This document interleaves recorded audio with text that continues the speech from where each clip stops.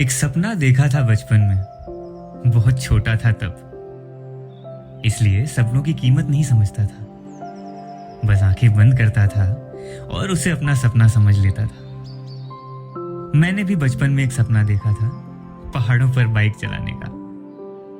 मैंने सोचा था पहाड़ों का सपना लद्दाख या स्पीति ले जाएगा, लेकिन इस सपने ने मुझे नेपाल की उन सड़कों तक पहुंचा दिया जिनके बारे में मैंने कभी सोचा भी नहीं था। फिर जिंदगी बड़ी होती गई, जिम्मेदारियां बढ़ती गईं और बाइक और पहाड़ों वाले वो सपने कहीं पीछे छूट गए। आज अचानक उसी सपने से मुलाकात हुई। कुछ पल उसे देखता रहा, फिर खुद से पूछा, इतने साल क्यों लगा दिए यहां तक पहुंचने में। सपने ने कुछ नहीं कहा, बस मेरी आंखों में देखते हुए जैसे इतना कह गया, मैं यही था, तुम ही रास्ते में खुद को खो बैठे थे। आज सपना पूरा हुआ है, लेकिन खुशी के साथ एक दर्द भी है। काश बचपन वाला मैं आज खुद को देख पाता।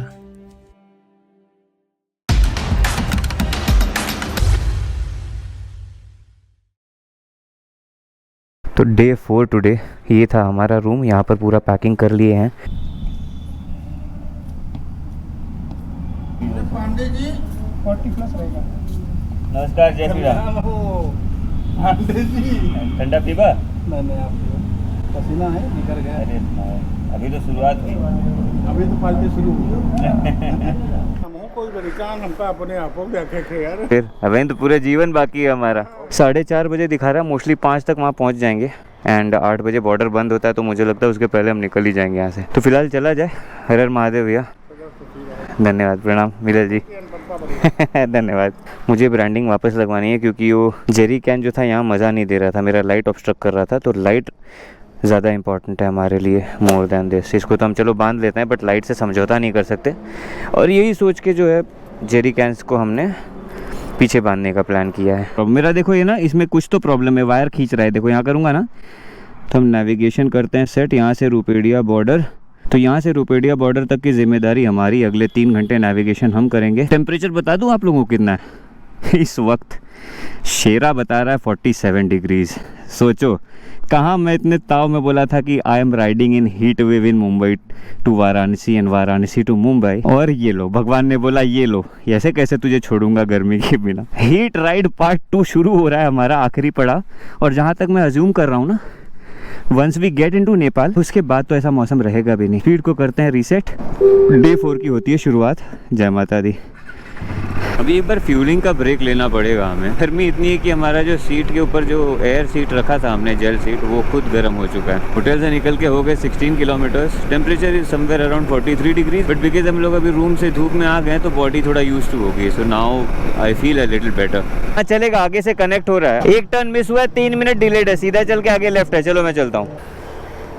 आगे का एक टर्न मैं मिस कर गया था, और आगे से ये बाईपास के लिए मैंने दूसरा कनेक्शन लिया है। ये सुंदरता देखिए, कितना सुंदर रोड है। और सेम टेम्परेचर जो था उस गर्मी में जो हाईवे पे फील हो रहा था ना। क्यों आपको डेवलपमेंट के नाम पे पेड़ नहीं काटना चाहिए, उसका अगर उदाहरण जानना है तो ऐसे रोड्स पर कभी आप आ जाया करो, वो भी खड़ी धूप में। खड़ी धूप में आप हाईवे पे रहो, और अचानक हाईवे छोड़ के खड़ी धूप में आप ऐसे रास्तों पर आ जाओ, देख लेना डिफरेंस कितना होगा। टेम्परेचर अभी भी 43 डिग्रीज का ही है, बट जो हवे का फील होता है ना, उसको ये लोग जो है चूस डालते हैं गर्मी को, एंड ठंडक रखते हैं पेड़। क्योंकि एंड में तो प्रकृति माँ ही है ना।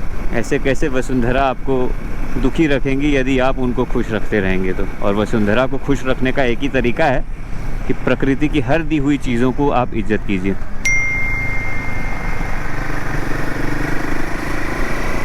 एक गाँव का छोटा सा रास्ता, हम बाराबंकी के किसी भवनापुर रास्ते में। गांव की याद जब मुझे आती है और महाराष्ट्र के किसी गांव में रहता हूं, तो वहां भी ऐसा लगता है ना कि चलो ये देख के कम से कम मन खुश हो गया कि गांव वाली फीलिंग यहाँ आ गई। बट ये तो हम बाकायदे उत्तर प्रदेश में, यहाँ तो मिट्टी का कलर भी वही दिख रहा है, और मौसम भी वही है, खेती भी वही है। क्योंकि चूँकि अभी जून ख़त्म होने वाला है, कुछ लोगों ने खेत जोत के धान बो भी दिए हैं। हल्के हल्के ग्रीनरी दिख रही है मुझे कुछ खेतों में। और गाँव में रहता हूँ ना, तो ऐसे रोड वैसे सुंदर तो लगते हैं, बट एक टेंशन ये रहता है कि कब कहाँ से वो जो नील गाय होती है घड़रोज, वो अचानक से आ जाए। वो खाली एक डर बना रहता है। और वो सेम फीलिंग अभी यहाँ ऑटोमेटिकली मेरे इंस्टिंक्ट्स में आ गई कि थोड़ा संभाल के चलाओ, बिकॉज यू नेवर नो कब कहाँ से कोई जानवर अचानक से रास्ता क्रॉस कर लेंगे। और ये रही गांव की एक सुंदर सी नदी। देखिए नीचे पक्का भैंसे। हो भाई, लुक एट दिस। आ जाऊं नीचे। ये होती है लाइफ। कितना गहरा है? अरे समय नहीं है, नहीं तो कूद जाता मैं भी।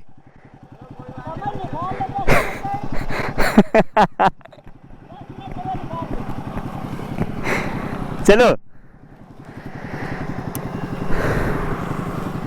है डोमड़ा, क्या बोलता है डोमड़ा? और कितनी भाषा है यहाँ पर। तो जो लड़के नहा रहे तो उसमें से एक बंदा बोलता है समय निकाल लो, ऐसा समय कहाँ मिलेगा आपको। बात तो सही थी। जिंदगी में कुछ रास्ते हम चुनते हैं और कुछ रास्ते हमें चुन लेते हैं। आज भी कुछ ऐसा ही हुआ। एक रास्ता था जिस पर हमें जाना था, लेकिन एक मोड़ छूट गया और हम एक दूसरे रास्ते पर निकल पड़े। पहली नजर में तो यही लगा कि गलत मोड़ ले लिया है, लेकिन शायद हमारे मन के लिए यही सही मोड़ था। पिछले 3 दिनों से बस कंक्रीट की सड़कों पर यात्रा हो रही थी।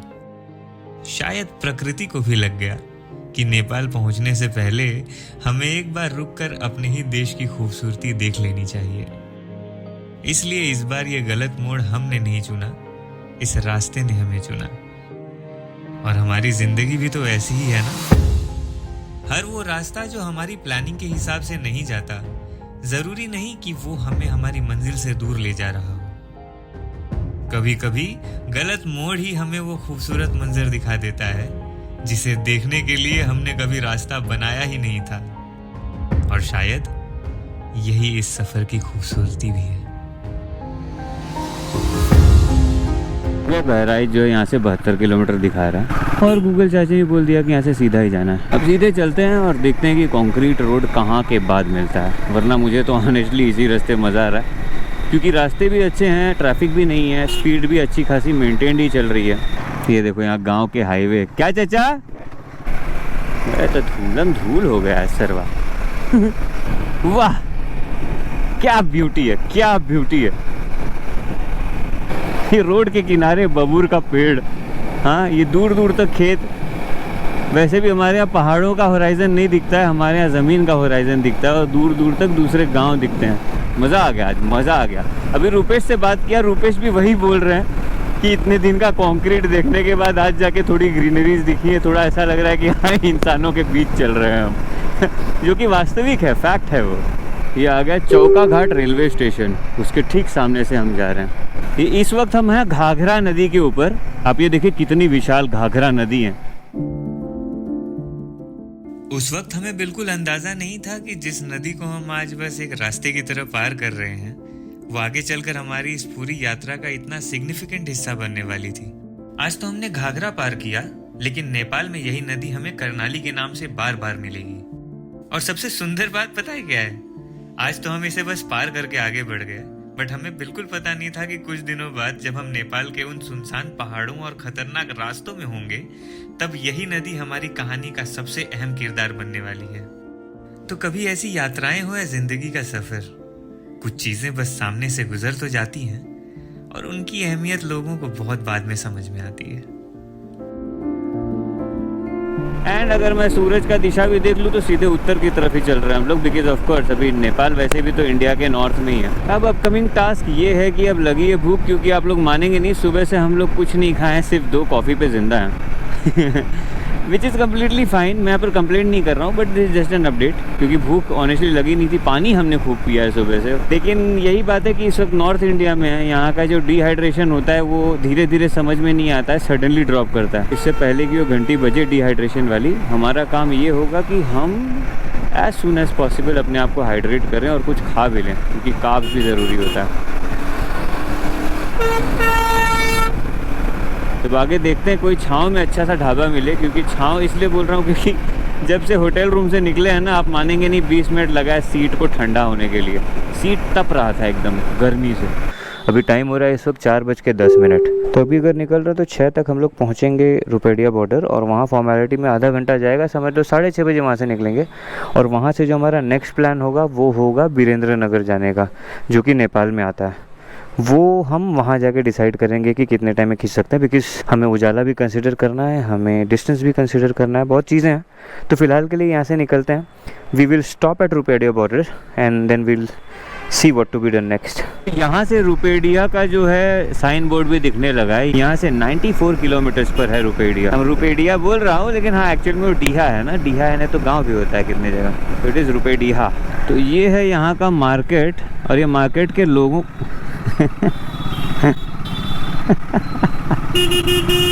अरे अरे होश में आओ मुझे। अरे शीशवा देखो, शीशवे में देखो, गजब आदमी हो यार। कुछ दिन बाद महनाजपुर का भी ऐसी हाल होने वाला है। यहाँ के लोगों को देख के तो मुझे वही महनाजपुर वाली फीलिंग आ रही है। फर्क इतना है कि महनाजपुर के रोड अभी इतने चौड़े नहीं हुए, बट चौड़ीकरण का काम तो चल ही रहा है। मैंने ऐसे महनाजपुर, ये सिर्फ महनाजपुर की बात नहीं है, बट हमारे क्षेत्र के बहुत सारे गाँव के बाजार ऐसे हैं जो बाजार तो बहुत बड़े हैं, बट रोड अंदर बहुत सकरे हैं, और उसकी चौड़ीकरण का काम अभी भी शुरू हो चुका है। तो वहाँ का भी हाल कुछ इसी तरह का होने वाला है, जहाँ पर रोड तो चौड़े हो जाएंगे और बीच से नेशनल हाईवे भी गुजरेगा, पर लोग ऐसे ही होंगे। वो देखिए, अब उसके चक्कर में बस लेफ्ट में घुसेगा, क्योंकि बस का ध्यान राइट में होगा, लेफ्ट में कोई हम जैसे लोग चपा जाएंगे। नीलगिरी की इतनी प्यारी खुशबू आ रही है इस पैच पर, मज़ा आ गया। ये देखो, यही होता है राइट लेन में जब चला के तुम सोते रहोगे ना, तो लेफ्ट से ओवरटेक के चक्कर में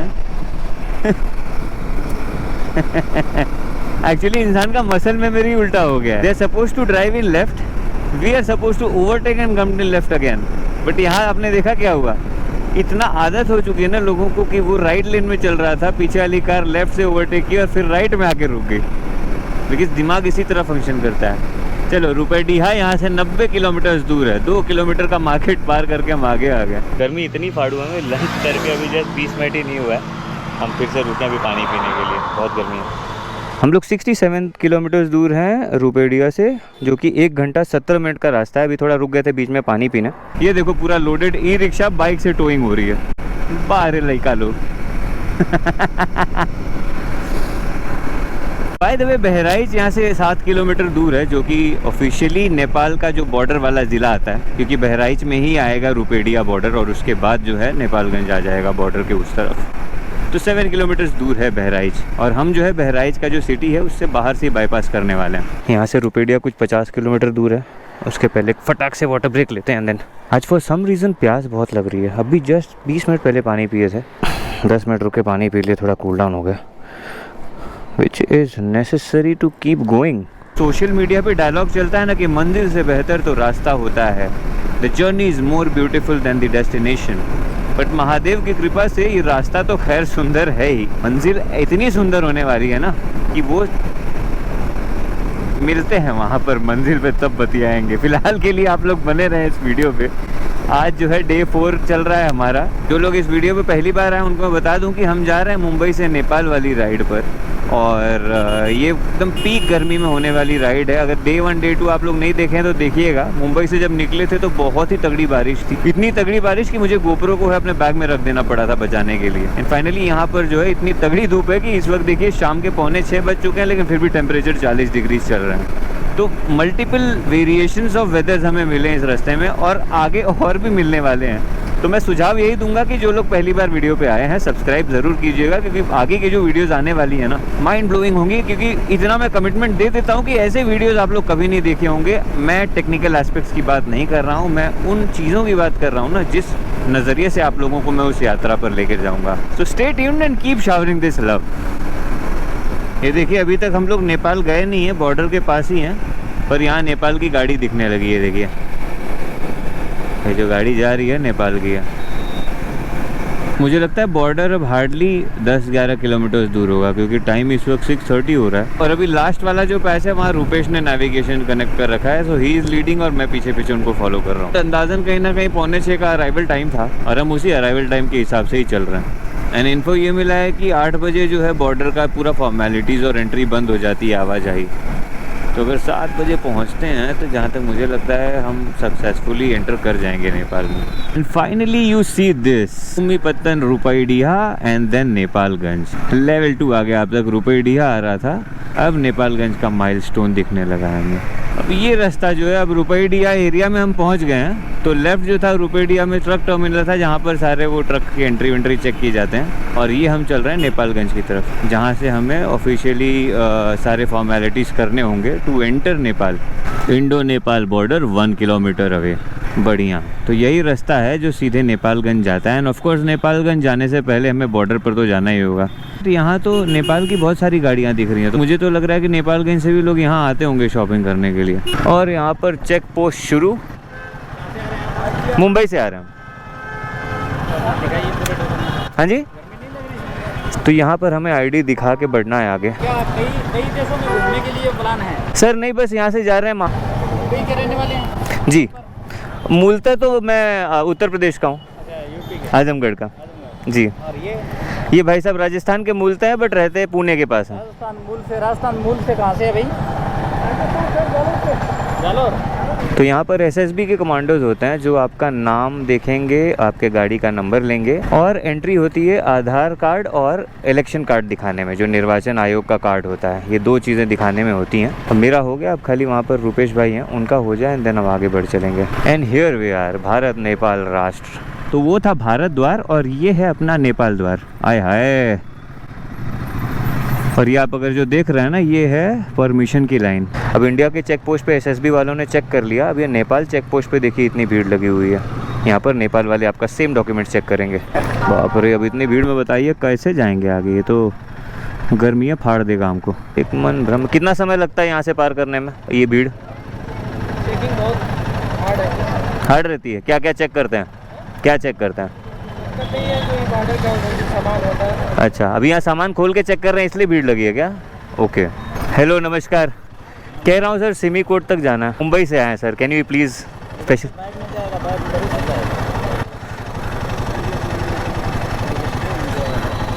हेलो सर नमस्कार, कह रहा हूँ सर मुंबई से आए हैं, क्या हमको थोड़ा स्पेशली आप जाने दे सकते हो? बहुत थके हुए हैं, प्लीज़ देख लीजिए। जाना है तो यहाँ पर फंसर करके जाओ। हाँ, यहाँ पर होता है ना आगे। जल्दी जाओ, ज़्यादा नहीं तो शाम टाइम नहीं पड़े। अच्छा, थैंक यू, नमस्कार। हर हर महादेव। और अभी यही है कि गैस पे हम लोग, क्योंकि ऑफिस बंद होने वाला है, बट पुलिस वाले ने भेज के बोला कि चले जाओ, ऑफिस बंद हो जाएगा। मुझे बहुत आशा है कि इतने जल्दी तो नहीं बंद होगा। 8 बजे तक, सुपर। आई थिंक ऑनलाइन भी होना चाहिए, देखते हैं ना, पूछ लेते हैं। मुंबई से आ रहे हैं भैया। मुंबई से मोटरसाइकिल से? जी हाँ। कहाँ घूमोगे? कहीं बस जाएंगे यहीं से। वीडियो हम देखते हैं वैसे। हाँ, ये भी देख लीजिए, हमारा चैनल है इंस्टाग्राम पे। जानकारी दे दो। हाँ, तो आप कहाँ घूमोगे? यहाँ से हम जा रहे हैं सिमीकोट, उसके बाद प्लान करेंगे। अभी तक कुछ प्लान नहीं है। प्लान यही था कि नेपाल बॉर्डर क्रॉस करना और जाके बैठना है पहले। अभी सीधा मुंबई से ही आ रहे हो? जी। यहाँ करेंसी कौन सी चलेगी? करा दोगे? कितना दिन का? 10 दिन का। 10 दिन नहीं बन पाएगा। कितने दिन? 7 दिन। अच्छा, आपका नाम क्या है? सरताज। सरताज जी, करवा दीजिए प्लीज़। बड़ा काम हो गया भाई।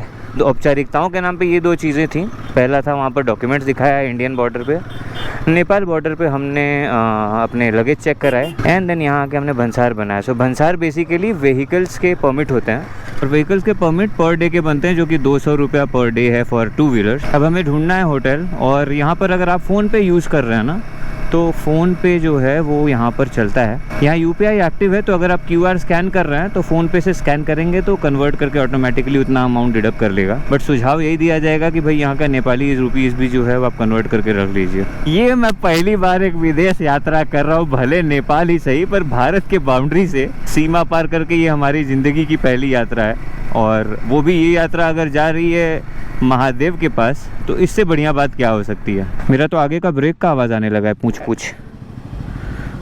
तो हम लोग आए कारकांदो में होटल स्टार लाइट में, जो कि बॉर्डर से 10 किलोमीटर आगे पड़ता है। आप जब सीधे जाएंगे तो लेफ्ट साइड में आपको दिखेगा। एंड एक बात बताऊँ, लॉबी में एंटर करते ही वाइब बहुत पॉजिटिव था।